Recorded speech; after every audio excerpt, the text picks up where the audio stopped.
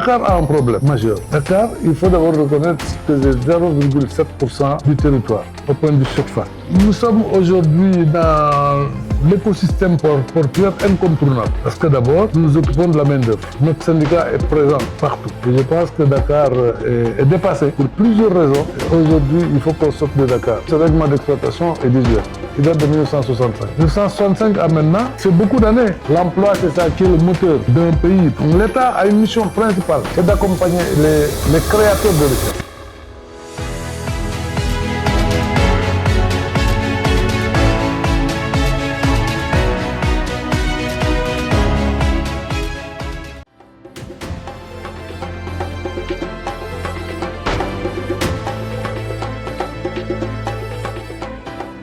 Pour un marin qui a fait, disons, le tour du monde, à peu près, c'est difficile peut-être. Mais déjà, vous parlez de pourquoi je suis aujourd'hui dans ce secteur, parce que je crois que c'est important. Parce que souvent, ce sont les enfants qui grandissent. Et j'ai eu cette passion de la mer, parce que tout simplement, je suis né en face de la mer. Étant né en face de la mer, j'ai été attiré souvent par des points lumineux qui glissaient dans l'eau. Et le soir, je voyais ces points lumineux et je me posais beaucoup de questions. Et c'est ça qui, en réalité, m'a amené à la fin de mes études secondaires ici, à aller en Espagne, à l'école navale de Cadix, pour faire une formation pour être navigant. Auparavant, bien entendu, j'ai été dans une école qui se trouve à Huelva pour apprendre la langue, parce que vous savez que l'espagnol n'est pas notre langue, nous.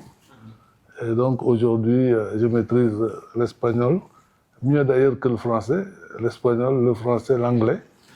Mais ça m'a permis de comprendre la langue et puis de pouvoir peut-être participer à l'école navale de Cadix, aux formations comme les Espagnols, et sortir de là-bas. Donc voilà ce qui m'a amené donc à aimer la mer. Et cette façon d'aimer la mer me poursuit jusqu'à présent, parce que je peux dire que dans mon sac qui est là, il y a toujours mon maillot de bain. J'aime bien aller nager. Et souvent, quand je suis un peu libre, je me retire un peu pour aller taquiner l'eau, faire quelques brasses et revenir, comme si de rien n'était. La mer et moi, c'est une vieille relation. C'est une autre histoire et nous l'avons depuis. Bon, voilà ce qui m'a amené dans ce métier. Un métier qui est transversal, parce qu'en réalité, là vous êtes, c'est le syndicat des auxiliaires de transport du Sénégal, SATS, qui est un syndicat pluridisciplinaire qui en réalité regroupe l'ensemble des métiers de la marine. Parce qu'auparavant, qu'est-ce qui se passait, c'est que dans un port, vous avez des syndicats pour chaque métier. Nous avons, quand on a eu à créer ce syndicat en 1995, nous avons plutôt pensé avoir un syndicat pluridisciplinaire avec l'ensemble des métiers. Donc là, nous avons 4 branches, une branche manutention, une branche logistique, une branche douane et une branche consignation, shipping. Ça permet à ce qu'en notre sein même, qu'on puisse avoir un dialogue, disons, performant, pour pouvoir peut-être parler avec l'extérieur. Parce que si on entre nous, parce que nous avons chacun des membres du syndicat a une casquette et une autre. Des fois, 2 ou 3 casquettes. Ils sont manutentionnaires, ils sont transitaires, ils sont transporteurs, ils sont consignataires. Donc quand on est ensemble entre nous, ça permet au moins à ce qu'on puisse, parce que connaissant nos métiers, qu'on puisse parler de nos métiers et trouver toujours les réglages nécessaires pour permettre peut-être d'avancer. Voilà en gros ce que j'ai fait et aujourd'hui je suis là. Encore je continue à diriger cette structure avec ce que nous avons qui est notre poumon d'activité, qui est le bras armé du syndicat, qui est le bureau d'embauche des dockers. Parce que nous sommes dépositaires de la puissance publique. Pour permettre, vous savez, quand dans un port, tout le monde ne peut pas être gestionnaire de bureau d'embauche. Aujourd'hui, il n'y a que 2 bureaux. Voilà, comme il n'y a que 2 bureaux, c'est parce que tout simplement notre champ d'activité, c'est le port. Et c'est là où nous donnons de la main-d'œuvre aux bateaux qui viennent, aux navires qui viennent, pour leur permettre de décharger et décharger les marchandises pour, bien entendu, soit les amener à l'extérieur ou bien à l'intérieur du pays.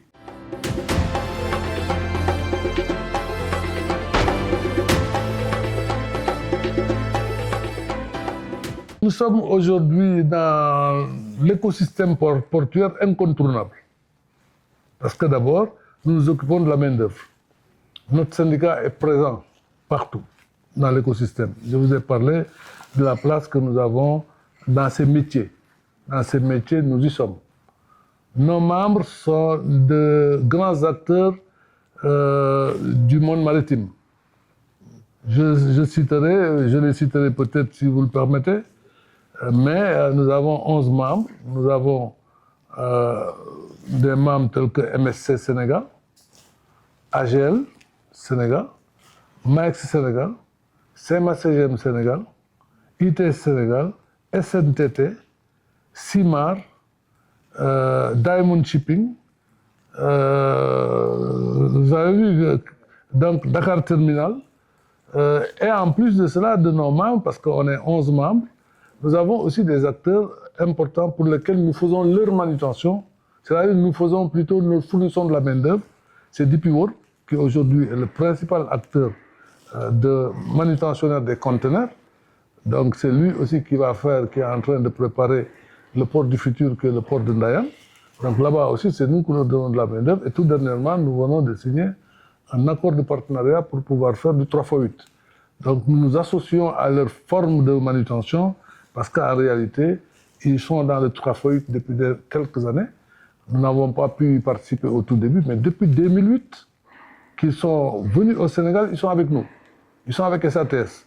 Donc ça veut dire que déjà, un grand acteur comme ça, manutentionnaire portuaire international, s'il reste avec un acteur pendant 16 ans, parce que 2008 à maintenant, 2026, ça va bientôt faire 20 ans, si on est ensemble, c'est parce qu'en réalité, nous sommes confondus dans leur organisation.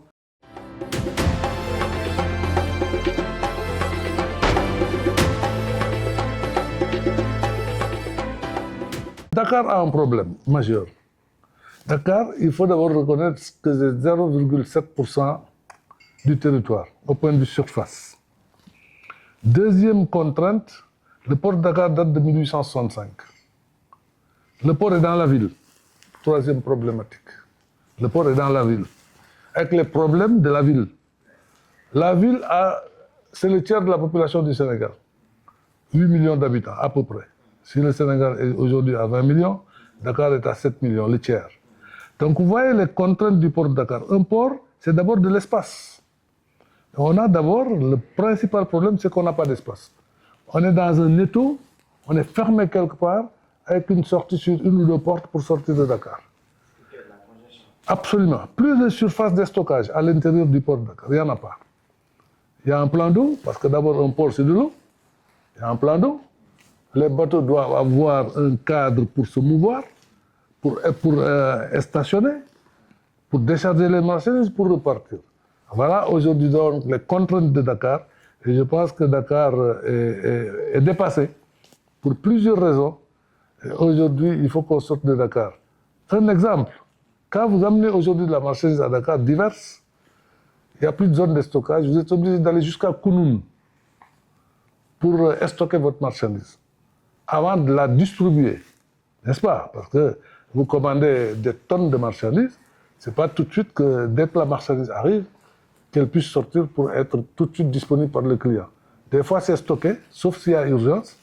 C'est quand il y a urgence que la livraison se fera directement, mais quand il n'y a pas urgence, la marchandise est stockée quelque part, ensuite redistribuée ailleurs.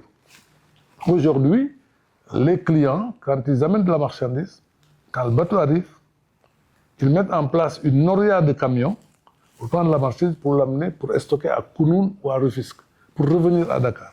Donc vous voyez, le camion, dès qu'il rentre dans la circulation, le camion, il est bloqué dans la circulation, dans la congestion même de la ville. Parce que Dakar est la ville.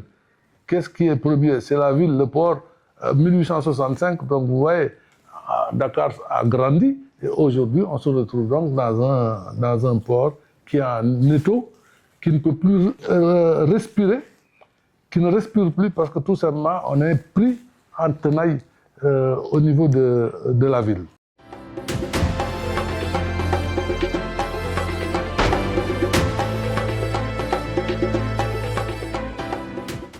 Un exemple que je donne et qui montre que le cadre réglementaire doit être revu en permanence. Vous savez, qu'est-ce qui détermine les règles entre des partenaires dans un cadre tel que le port? C'est quoi? C'est le règlement d'exploitation. Parce que dans ce règlement d'exploitation, vous avez, disons, ce que tout un chacun devrait faire pour qu'on puisse exploiter l'outil. Aujourd'hui, ce règlement d'exploitation est désuet. Il date de 1965. 1965 à maintenant, c'est beaucoup d'années. Et c'est beaucoup d'années. De 65 à maintenant, beaucoup d'eau a coulé sous le pont. La ville s'est développée, le port s'est développé, les acteurs se sont développés. Donc vous voyez, donc déjà ça, rien que ça, cet outil doit être revu.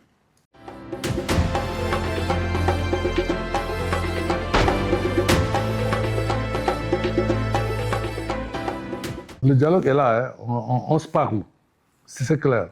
Parce que je vous ai dit que nous faisons partie de l'écosystème. Nous avons des relations avec nos associations sœurs, avec les organisations, les autres associations. Nous sommes dans le cadre de la communauté des acteurs portuaires. Un de nos membres d'ailleurs, dans Cap Sénégal, un de nos membres d'ailleurs est vice-président. Moi-même qui vous parle, la communauté m'a confié tout dernièrement la coordination d'un comité national de médiation maritime et portuaire qui a été mis en place en relation avec l'autorité judiciaire, parce que c'est le tribunal hors classe de Dakar avec qui nous avons mis en place ce cadre, ce comité national qui va démarrer prochainement, pour que le contentieux ne soit plus présent parmi nous et qu'on puisse utiliser les modes alternatifs de règlement des conflits, ce qu'on appelle les MARC ou MARD, parce que ça s'appelle aussi MARD, mode alternatif de règlement des différends. Et à partir de ce moment, c'est pour permettre à ce que les acteurs puissent, dans un cadre de dialogue, de relations fraternelles, qu'on puisse régler nos différends. Parce que des différends ne peuvent pas ne pas exister dans le cadre commercial entre des acteurs qui ont peut-être les mêmes objectifs, qui ont des intérêts divergents, mais qui sont ensemble dans un cadre de dialogue et dans un cadre de portuaire que nous souhaitons qu'il soit un cadre apaisé. Donc ce cadre que nous avons mis en place, qui existe partout ailleurs dans les milieux financiers les plus élevés, nous l'avons amené à Dakar et c'est par un consensus que les acteurs se sont réunis, ont mis en place une charte, ont signé une charte et aujourd'hui, il y a des locaux qui nous ont été dédiés et nous nous trouvons à côté du tribunal du commerce et les premiers dossiers vont nous parvenir pour qu'on ait ensemble donc ce cadre de facilitation des dialogues pour que le conflit ne puisse plus exister.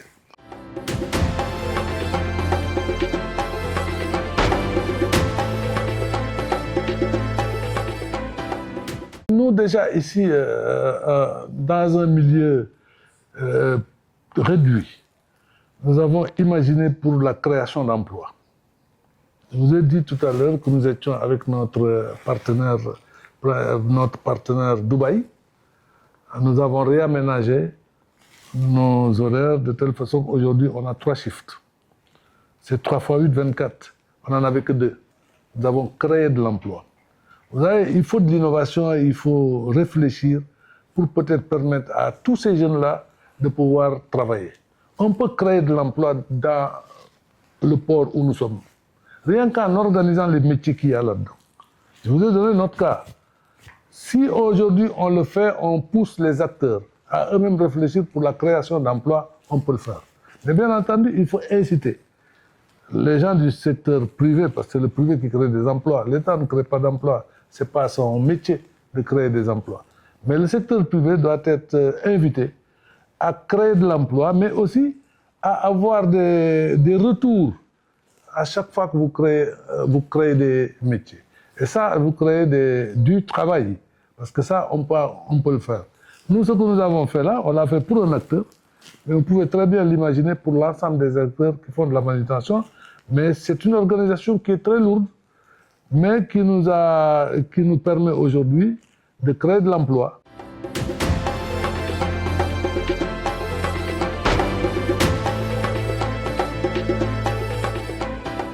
L'État a une mission principale, c'est d'accompagner les créateurs de richesse.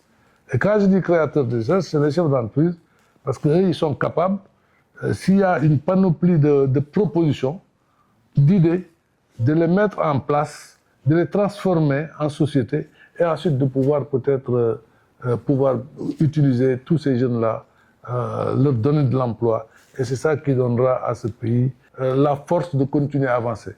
Parce qu'il faut de toutes les façons de l'emploi. L'emploi, c'est ça qui est le moteur d'un pays, parce que quand on a du travail, on est équilibré.